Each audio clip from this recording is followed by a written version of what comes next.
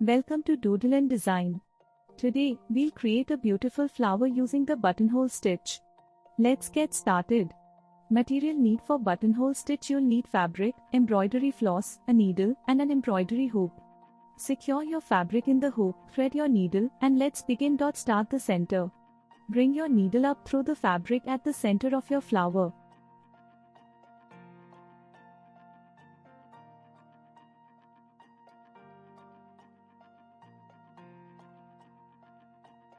Finish with a small knot or stitch in the center to give it a completed look.